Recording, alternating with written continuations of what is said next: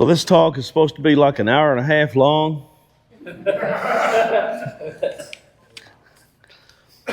Every time in my life that I have spoken for an hour and a half,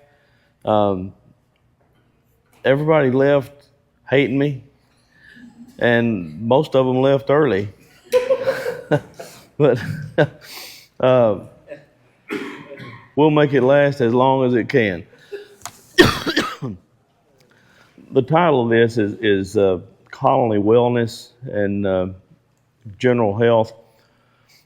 It's a very generic title, and it'll be a very generic talk because we have a lot of topics that are covered in this conference that are really specific to different aspects of beekeeping that will address the points that I'll make in this talk about colony wellness. And I only have one kind of specific thing that I do that I'll go over that it might be interesting to some of you, and the rest of you will think, well, that's stupid. But because it requires labor, for one thing. So first, colony wellness. This is interactive. This is like an IKEA version of a bee talk. You got to build it yourself. You know, you guys interact. Questions are very welcome, and I don't care what it's about or if it seems off topic to you. There's probably a half dozen other people that wish that somebody would ask that question, and we'll talk about what you want to talk about, colony wellness. So at this time of year, what is your concern with your colonies of honeybees? Did you raise your hand? I did. All right. What is your concern with your colonies of honeybees? I know what mine are. I don't know that it's a concern of mine, but it's something I think that we maybe can talk about. Feeding at this time of year, starvation, what should you be watching out for, because this is the time of year. Well, that is my concern at this time of year, is a colony running out of food. And a colony of bees can have lots of food that far away from the cluster and die. It only takes about 2 to 3 days of the cluster not being in contact with food for that cluster to die. That's how fast it can happen. But when you consider that if a honeybee in the summer lives for 6 weeks, and we usually live for 72, 74 years, you compare that. Hey, wait a minute, I'm over in that. Well, you ought to be dead then. Yeah, if you've already exceeded your limits, you can leave.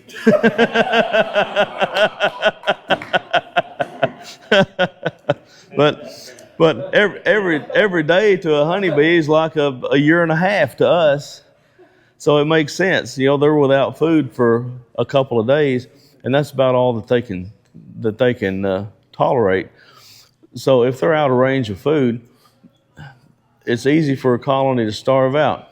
A cluster will not move inside the hive when it gets below between 30 and 35 degrees. And the cluster don't heat the entire box. It just heats where the bees are. If you have a cluster that's the size of a softball, inside that softball will be, if there's no brood there, will be 70, 75 degrees. They can survive that.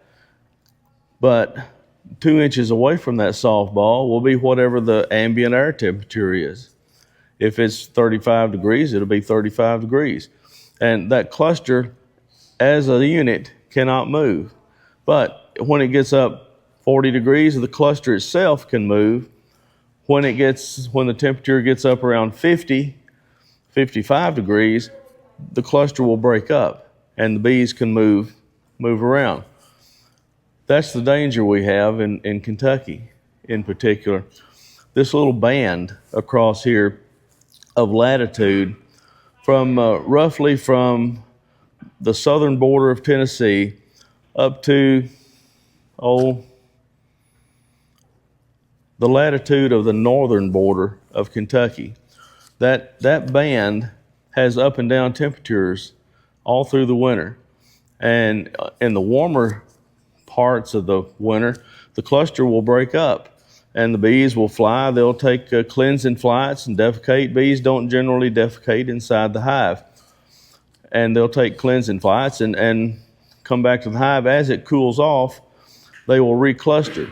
That's where the danger is. If they recluster away from a food source and then it turns cold, really cold, for 2 to 3 days, they're likely to die. Those are the winter losses that are most common for my area. I live in the 4-tip end of Kentucky, western Kentucky. And winter losses are commonly described as a cluster of bees, all of them with their heads in their cells, dead bees in between the frames, and food that far away from them. Or maybe an entire super of honey directly above that cluster. But between the cluster and the honey is a dead space, top of the frame, space between the frame, bottom of the frame, where the honey starts. So there's a barrier, just invisible, but it's a barrier nonetheless, of distance that the bees have to cover to get to that honey.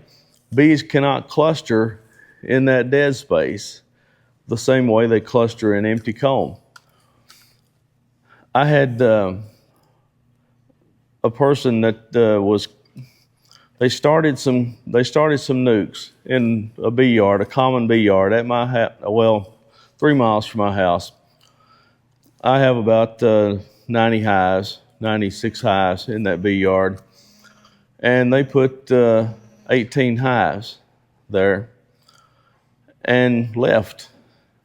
So it happens more often than I'd like to admit that they left and probably figured that I would take care of their bees the same way I took care of mine, even though that wasn't talked about.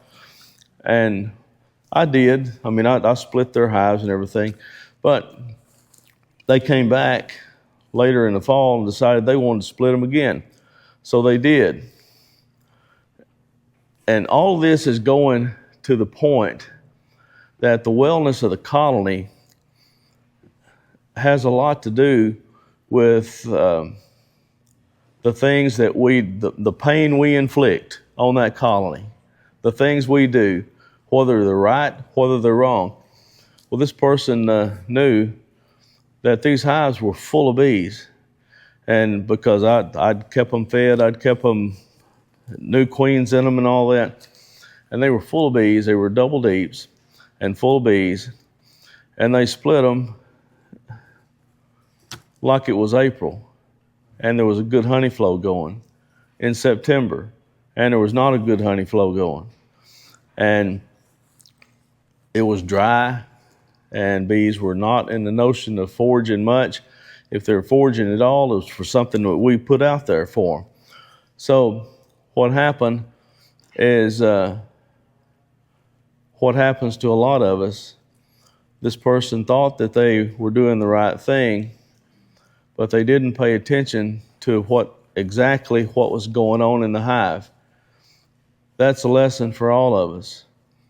Know what is happening in the hive so that you will not make a mistake like this.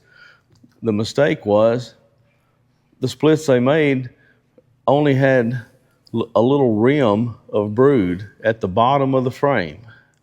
The rest of it was honey. Bees didn't have any place to cluster.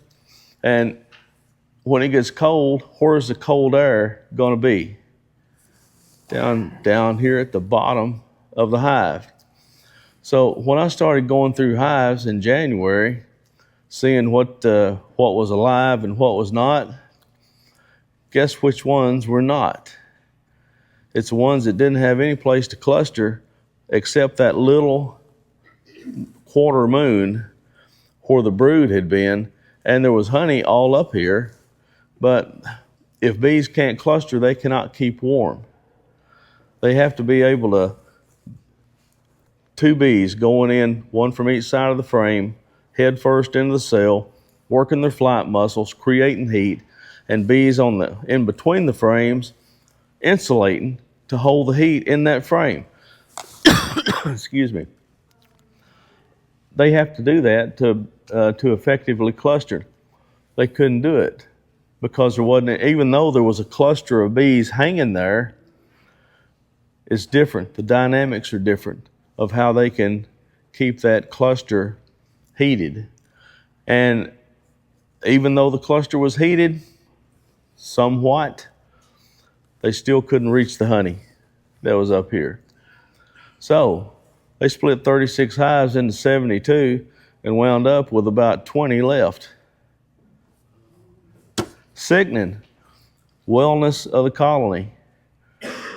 And when they came back and looked at them, they said, did you treat these bees?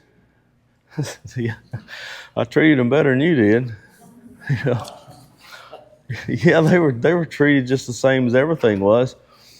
And I showed them what was going on. Well, they must have put that honey in after I made the splits. Maybe, I don't know what they got it off of, but maybe. But take responsibility for your bees. It's our responsibility to make sure that they are as well as they can possibly be. Don't make late splits in a dumb way. If you make late splits, they've got to be heavy splits. Our beekeeping season we should start thinking about it in August, because what you do in August and September is going to directly affect the health of your bees in March and April. Number one, you need a laying queen. You need to keep that queen laying as late into the fall as possible. You want young bees going into the winter. Don't let your queen stop laying. If you can keep her laying as late into the fall as possible. You can put feed on bees through the winter, even if it's a solid patty. You may not want to feed them, but if you go into winter, if you let the queen stop laying 1st September and she don't start back, you're going to have some really old bees going into the winter. Their glands are going to atrophy. They're not going to be able to feed brood nearly as efficiently as young bees could. And when the queen, if she starts back, if the colony survives the winter, and when the queen starts back laying in the spring, it's going to be an extremely slow buildup because those bees are not able to feed all the larvae, all the eggs that the queen's laying, the larvae that she produces. And what you'll see is a perfect laying pattern that big around. And it just don't seem like it gets any bigger. Week after week, you might go a month, and the laying pattern is still perfect, but it's still small. And you get into March with 3 frames of bees or 4, and when it's April, you still got 3 frames of bees or 4. But the queen's laying good. It's not the queen's fault. If she's laying a solid pattern, it's not her fault. The bees are cannibalizing the brood that they can't feed. Those are old bees. If you look at their wings, you can tell that they're old bees. Their wings will be more ragged. There will be less hair on the thorax and abdomen because they have flown. They've been foragers before. They just survived the winter. So keep your queen laying. We feed quite a bit in the fall because we don't usually have, we separate our bees into 2 separate groups. One is a production group, well actually 3, but I'll talk about that later. One is a production group that we have on the river around Wickliffe, Kentucky, between Wickliffe and that round between Wickliffe and Columbus, Kentucky.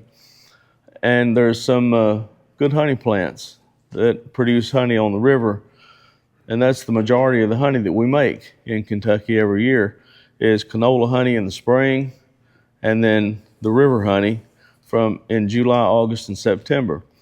But the hives we raise queens out of, we feed those hives. We keep about 300 hives at our house, that we raise queens out of for the rest of our operation. And we feed them starting usually in late June. And we keep feed out for them to forage, just free choice food for them to forage on.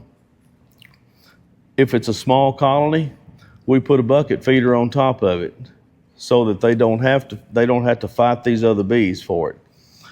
But if we put bucket feeders on hives, we make sure there's open feed that the other hives are going to, so these other hives in a dearth won't find the bucket and kill the small hive by robbing it out. So we feed not so much to promote food storage, more to keep the queen laying. We feed a light syrup, and we feed it in a trickle style feed. The bucket's got 3 1/16 inch holes in it sitting right on top of the hive. So these are all things that we do to promote the wellness of the colonies. And we start that in late summer when our honey flows dry up. Our honey flows on the river are great. We don't have to do nothing to those except keep putting boxes on them, hopefully, maybe, most years. Last year we got a good crop in July, but everything dried up in August and September, and we got about a half crop the rest of the year. Better than nothing, but not as good as it could have been, which is just kind of like beekeeping, isn't it? It's every year it's better than nothing, but could have been better. So we remember those good years.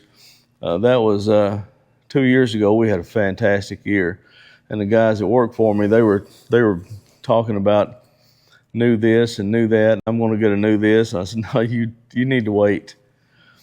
I said, you need to take pictures of all these supers while we're extracting. Well, why is that? I said, because you're going to hang them on the wall and put the year date on it so that you can remember how good it might be someday again. Don't happen that way every year. Some years you're wishing.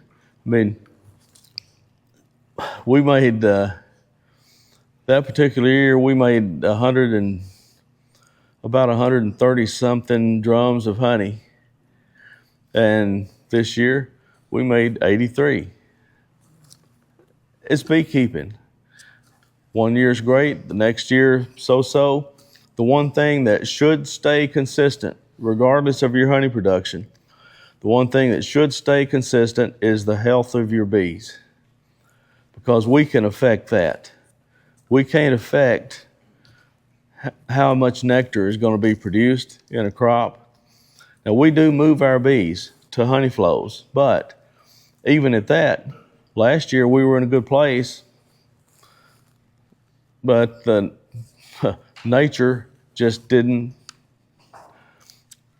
We held up our end of the bargain. Nature didn't. Now, you can fuss about that all you want to, and you'll just get laughed at by nature. So we don't have any control over lots of parts of our life that we would like to think we do. So our bee health was great all year. Why was it great? Number one, we kept mite levels low all year. We did a fairly good job. I never say we did a good job with mites, because when you say that, you create an anger in the mite population, I think, and they decide they're going to find a better way. But we did a pretty good job of controlling mites last year. We did a passable job of controlling viruses last year. We were able to endure pesticide use last year. We kept the bees fed and kept the queens laying late into the fall pretty well. And other than the little miscue of the other beekeeper that made some ill-advised splits. And, I was straight up. I said, I don't think I'd be making splits that severely. You don't think I should make splits? I said, I didn't say that. Just make them really heavy. If you're going to make them really heavy. And put most of your bees in the hive. If you're going to leave one light, leave the one light that's catching the foragers coming back, and put most of your bees in the other hive. You'll be happier for it. So that's kind of what happened. Problem was, most of the bees were on full frames of honey and didn't have any place to cluster. So most of them filtered back into other hives that had a laying queen. When a queen stops laying, there's a deficit of pheromones in that hive that should be there with a laying queen. The pheromones don't just come from the queen, they also come from the larva, young larva. When there's a deficit of pheromone, it becomes less attractive to whole bees in the hive. And if there's another hive down the way that has a queen that's laying full bore, a lot of these bees are going to filter into it. The first time I saw that happening and understood what was happening was using a 4-way mating nuke. Some people call them queen castles, or they have a lot of nice names for them, but I had my own special names for them after a while that weren't so nice. But I would always have, out of 4 queen cells, it was a 10-frame box divided 4 ways, 2 frames in each mating nuke. And I would always have 1 queen that came back mated. Sometimes I would have 2 queens that came back mated. It was extremely rare to have 3 queens that came back mated in that 4-way, and I never had 4. If I had 3 that came back mated, there would be 2 of them. Two of the little divisions would have quite a few bees in them, and there would be one that had 20 bees and a mated queen. So what happened? The first queen that comes back and starts laying starts pulling bees out of these other nukes. It's the pheromone. We don't give enough credit for the power of the sense of smell of honeybees and how that drives their life. And you don't think about this 4-way box. Well, there's divisions there. They can smell. And this hive, when you've got 10 hives in a row, this hive down here knows if this hive has a queen that's laying when theirs is not. They know that. And you'll lose a few to drift. And so that's what happened in the yard that had the late splits. They lost a bunch to drift into hives that had queens that had a place to lay. And it was simple enough. It's a problem called being honeybound. It was just that this was beekeeper induced, being honeybound.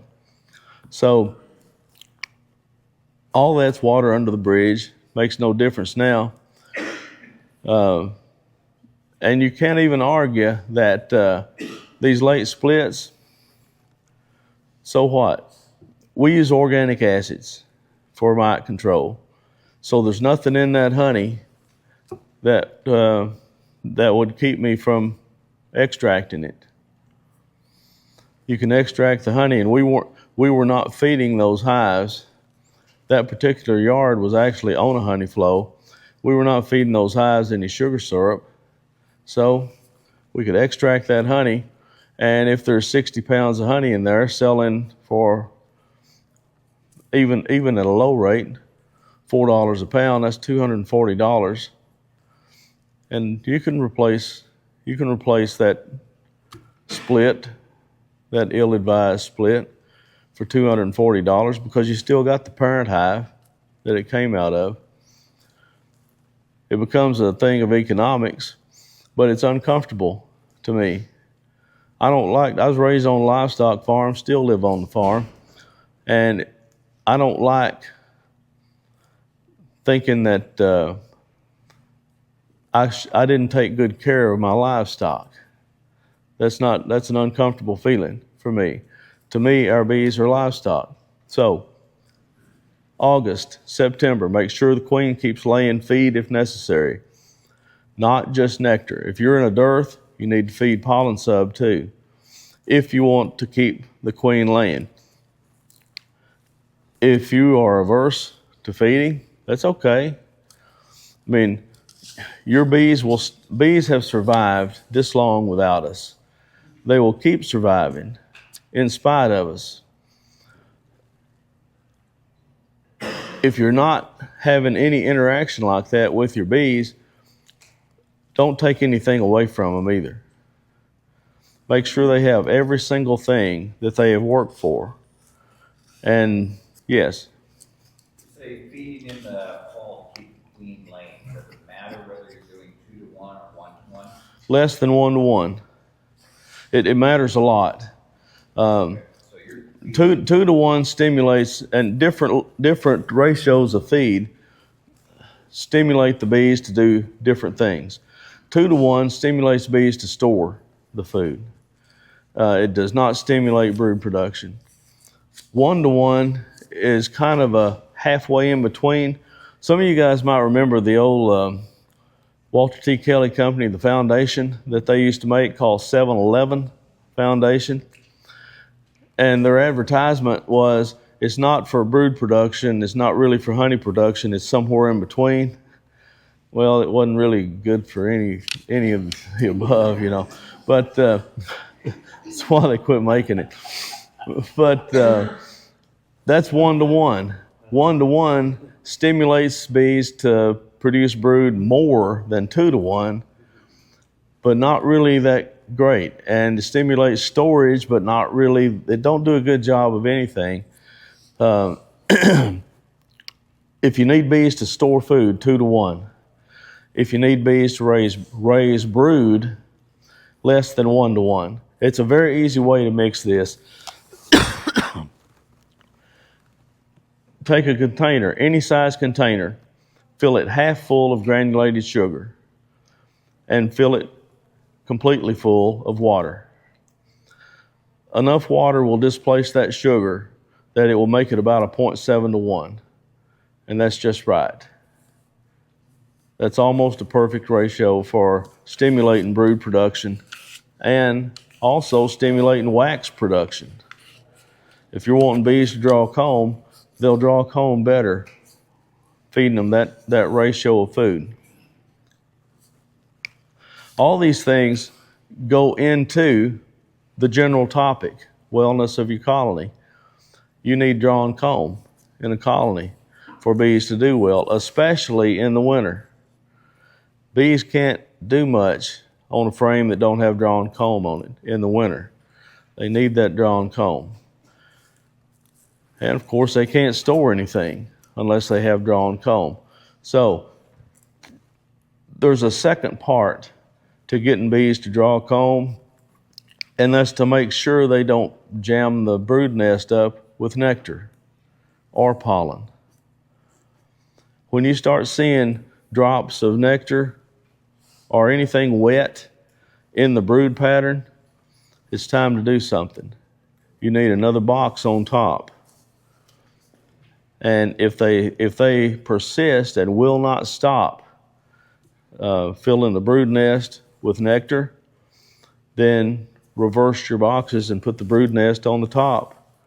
And we have to do that in canola on several hives every year because the honey flow is so fast and so heavy that some hives, the bees will it's almost like they dump it as soon as they come in the front door, and the brood nest just jams with honey. Queen has no place to lay. They will push the queen all the way to the top of the hive. When the queen gets to a part of the hive where she is not familiar with, she don't act right, and she's likely to get superseded because she's not producing anything. She's not smelling the same way she should. She's somewhere she should not be, and she's seen as a usurper, and she's likely to get superseded. The first 3 or 4 years that we had a lot of canola grown in West Kentucky, we had an 80% loss of queens during canola, 80%. I mean, we came back from it. It's no big deal to come back from that heavy a loss of queens if you know how to raise queens. But it can be devastating if you don't catch that when it's happening. It can really be tough because that 80% loss of queens will translate into about a 60% loss of colonies if you don't manage to get a laying queen in there. So are the foragers just dumping it, or they're still passing it on to the receiver bees? they're passing it on to the receivers, but there's so much of it coming in, the receivers have to put it as close as they can to the front door. That's why it fills up from the bottom up. And I can't really say desperation because it's more out of just being mad. I said, well, that's enough. I've had it with this. I'm just going to, if you want the queen in the top, I'll just put her in the top. So we just reversed and put the brood nest on the very top of the hive, 10-frame brood nest, very top of the hive. And I didn't know what to expect when I came back to check them again. I was halfway expecting it to not work because most stuff I do don't, but at least the first time. But lo and behold, those were doing great. And they didn't fill up all of the supers in between, but I had a healthy brood nest up here in the top with queen just fine. The bees are just fine. The bees that are taking care of the brood nest, that's their home. They're young bees. They're not used to flying out of the hive. They're fine wherever the brood nest is in the hive. They're fine with that. And as they get older, they'll age out and join the workforce. But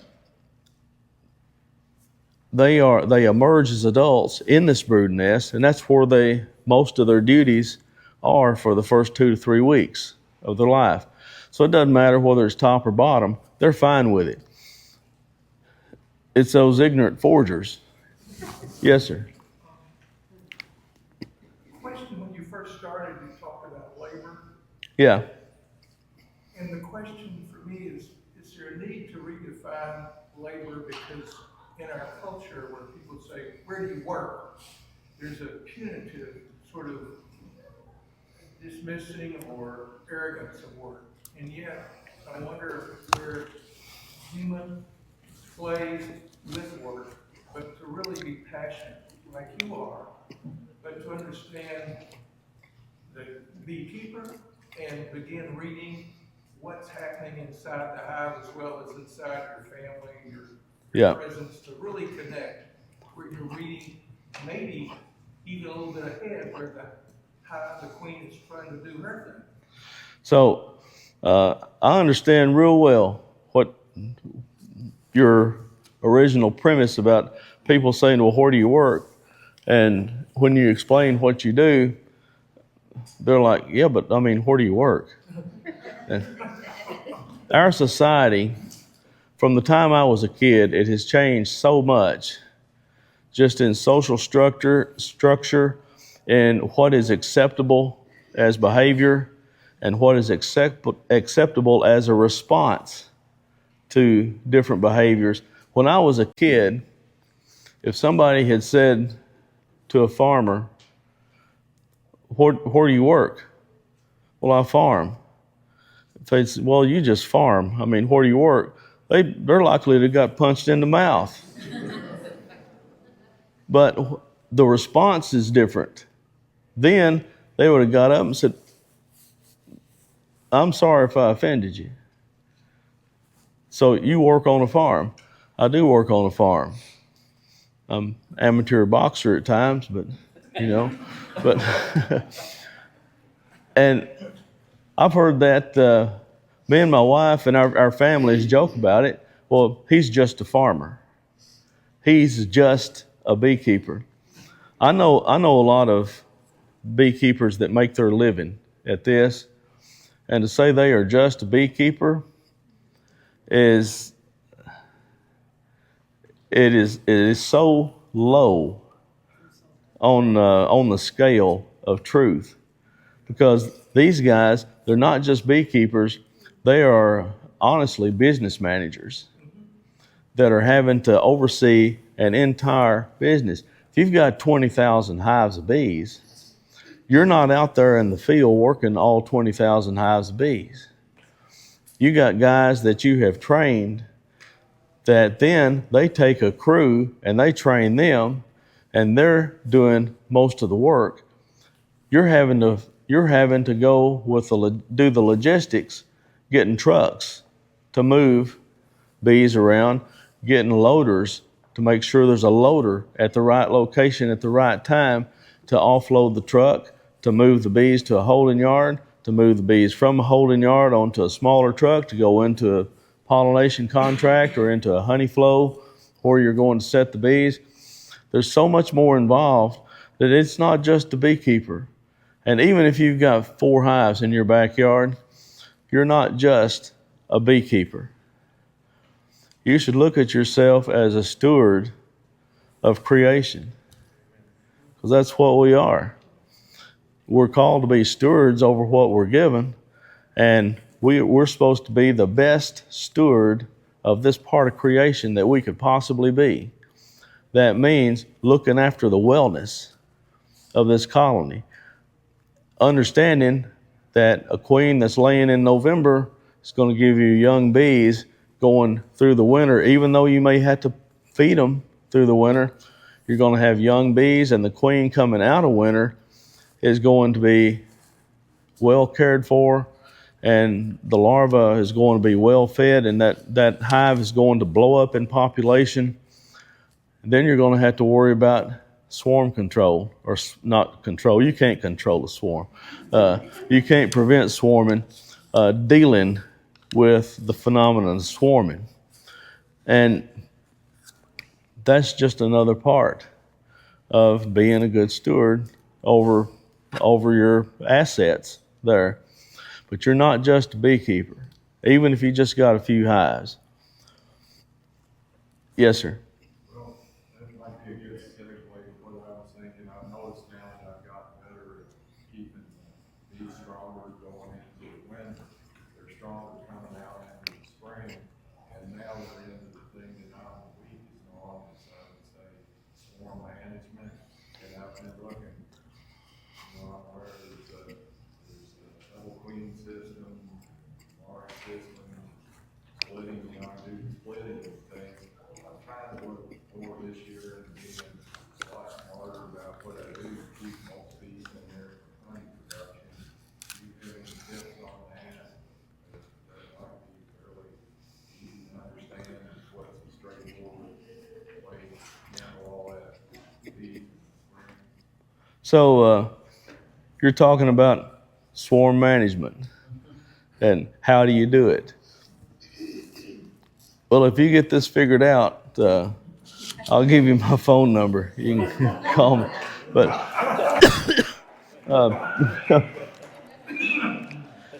what I do for swarm management, and this is what I tell people and talk to people about in beekeeping.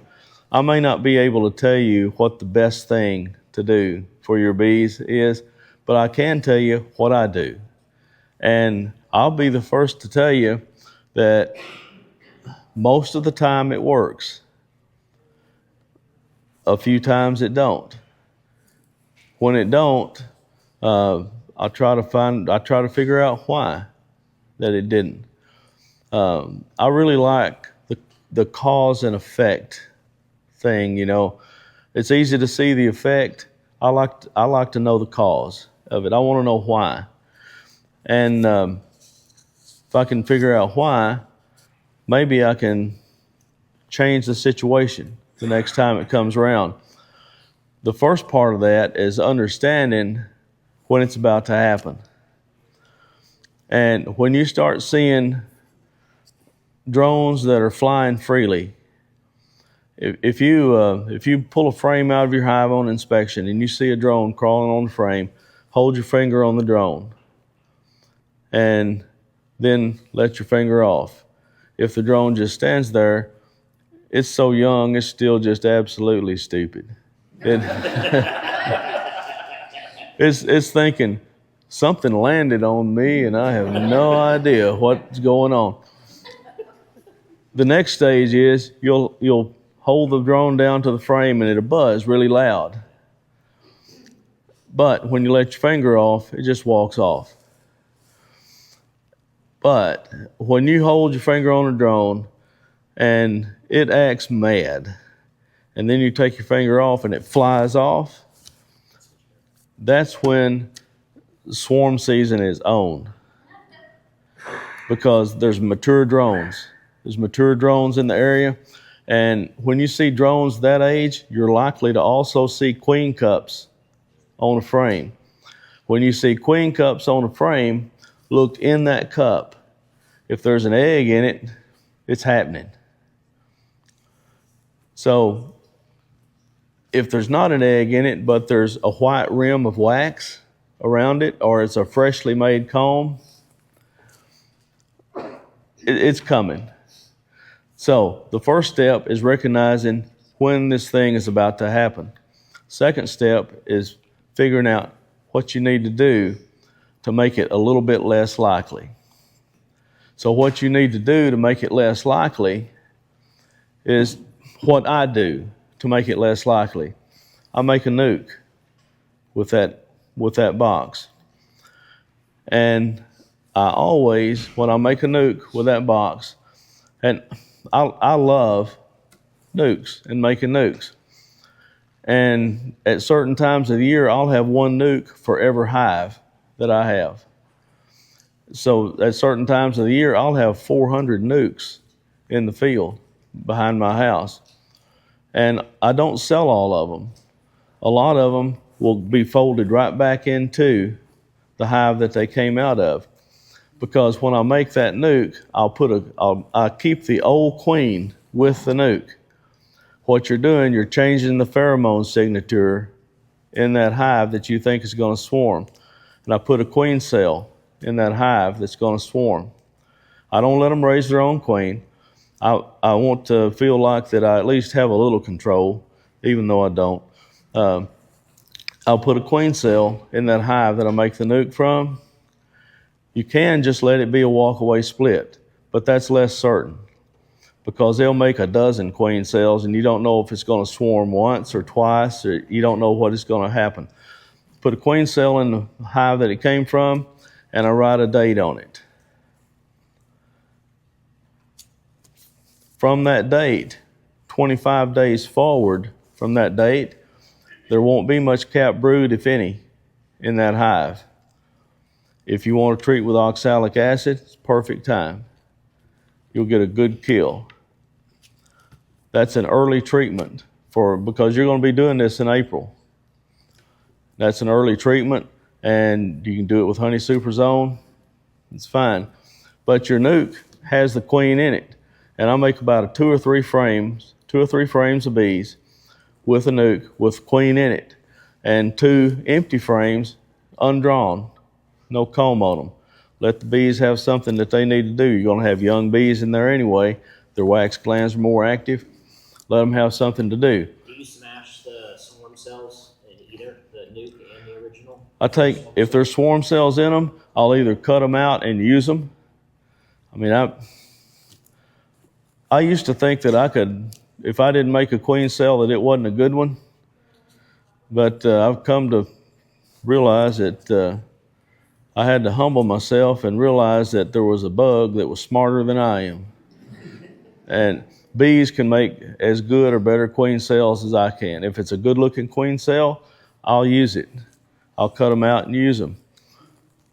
If it's a little peanut-sized cell, unless I am desperate for a queen cell, I just toss it away. I destroy it. Now, every year, if you have many hives of bees, every year at some point in the year, you're going to come to the conclusion that any queen is better than no queen. And that's when I'll save those little peanut-sized cells. But one queen cell is all you need. Don't leave 2 or 3 queen cells in there. Just one is all you need. If you leave more than one, bad things can happen. They can either come out and both go to war with one another, or they can come out and both of them take swarms off into the air, virgin swarms. It happens. And when you think that it won't happen to you is when it will absolutely happen to you. So, When you split them though, Kent, are you setting your honey production back? are you setting your honey production back when you split them? Not much, because you're only taking a couple of frames of brood out of the hive, and you're going to be missing about 7 or 8 days of brood production for that queen to come out of the cell. Because you're introducing a new queen, she's got to get mated and come back. You can do the same thing with a mated queen. If you want to buy a queen, you can do exactly the same thing with it, and it'll work just fine. And the same timetable applies 25 days later, because when you introduce a new queen, it's going to be 2 to 3 days before she starts laying. Your window's just shorter. You got to be treating with oxalic on day 25, 6, or 7 after you do that. The reason for that is that drone brood is only under the capping for 14 days. It's a 24-day cycle from day the egg is laid until day an adult drone emerges. So on day 25, there shouldn't be any capped brood in the hive. That's the reason that you go forward that much. And then worry about treating. So I make those nukes, and all of those queens don't come back. Last year, one round, we had less than 50% returned, mated. The ones that didn't return, I just folded that nuke right back into the hive. You've allowed that hive to do what nature tells it it's supposed to do, reproduce itself. That's going to seriously affect their swarming impulse, because pheromone change back, and they miss the queen, they miss young brood. They recognize these changes in the hive a lot more than we think. It's not like that you take 2 frames of larvae out and they say, well, we got more room, that's cool, we can get more furniture here. It's not like that. They immediately know. And when I say immediately, I mean by the time you get the frames moved, the rest of the bees in there know that, hey, somebody stole all the babies. I don't smell any juvenile pheromone like I did. Yes, sir. Do you hear or listen to the sound of each hive? Do you have a distinction, or do the bees have a sense of sound too? So the question is there a distinction in the sense of sound, the noise that a hive makes? Absolutely. And if you want to get acquainted really fast with that, go to a queenless hive. It's hopelessly queenless. It's been queenless for a week, and open it up and don't take any particular care with it. Just flip the top off of it, and you're going to see a bunch of bees with their butts in the air with a stinger sticking out. They're not fanning their Nazinov. They're saying, come on, we're open for business here, come on. And it'll be a roar. A queenless hive, I had an older beekeeper that I had a ton of respect for, that he used to call it hearing the bees crying for a queen. A queenless hive will have a roar to it that a queen right hive will not have. A hive that has been getting worked by a skunk every night or two will have a different sound than a hive that is in good humor with the world. And a individual bee that would really like to kill you has a much different sound than one that is just flying by. It's kind of like if you've ever been to an air show, it's like a jet flying by and then a jet hitting the afterburners when it's right in front of you. That's the difference. It's a really loud sound when the bees are irritated. Yes. I have a question back to your splitting, but before that, I'd like to shamelessly plug. I wrote an article about the sounds that bees make that's coming out in Acadia's AB Lines. Sunday. About exactly what you're saying. Okay. Can you expand more, because I like listening about the split system. Can you talk a little bit more about, you said in the first place that you don't like them to raise their own queens, but then you said sometimes you put their own cells back in? Yeah. And then, do you have any concerns separately, when you have to fold that nuke back in, that the queen's old and their ejector? Newspaper method. Most of the time, you could just put that queen and the frames back in, but maybe give them a frame on each side that's just empty drawn comb to give them a little bit of buffer from the other bees in the brood nest. Most of the time, you can do that and it'll be fine. But when I say most of the time, that means that when you do it, the queen will get killed. So use the newspaper method. That's much more certain. Newspaper in over the first story, your queen in 2 frames or 3 frames or whatever she's built up to, in the dead center of the second story, over a newspaper, and it won't take long at all for them to get through the newspaper, and they'll be okay. But making that nuke, and the nukes that you keep, just let them roll through the summer. If you've only got 10 or 20 hives, that's not that intensive for you to do.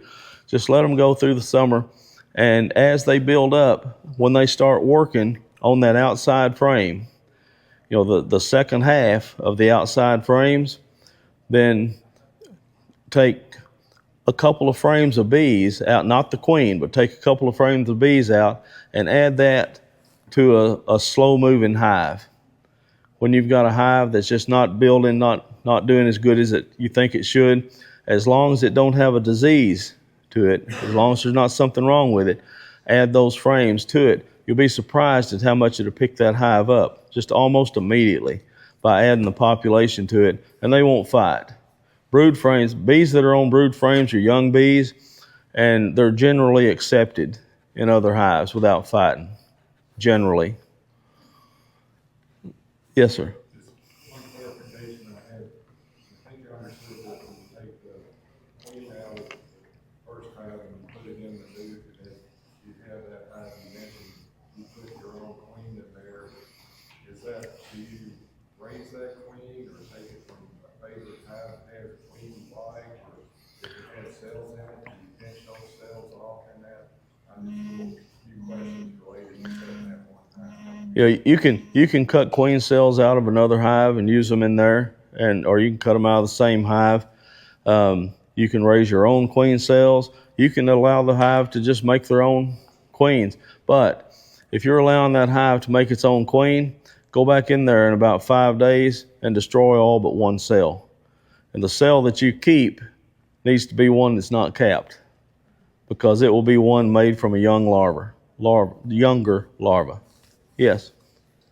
I would like to circle back for just a moment about the starving, so this time of year. Since you said it takes 2 to 3 days, and they would start from that time, and right now is really the time where it's warm, and then all of a sudden we have a big freezing. Is there something, if we either get a hive that we didn't have in the fall, or maybe we just started out totally wrong in the fall, or ended up totally wrong in the fall, is there something that we can do short term to prevent a hive from starving when they don't have, when they have that space that they need to bridge? Are there things that we can do in the moment we see that, there's full snap coming up? Are there things that we can The do? question is there something you can do short term to keep a hive from starving when you have a cluster in the hive, and to keep them from starving with food that far away from them? And a lot of people would make a pitch for insulating the hive and making the hive warmer. If you get any help from that here in this location, if you get any help from that in Kentucky, it'll be marginal for insulating the hive. When you move further north, insulation might be advisable, but in the fall, you can add a solid sugar patty directly on top of the cluster, and that keeps them from being able to get away from that sugar patty in the fall. But you can't separate brood from brood. It's got to, the situation has to be perfect for that to work. You have to almost set the hive up just for that to work, but it can work, and we do a lot of that in the fall.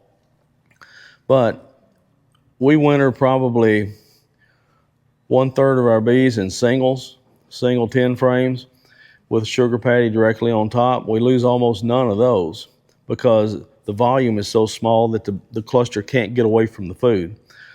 But the 2/3 of our bees are wintered in doubles or triples because the cluster you couldn't break it down and put it into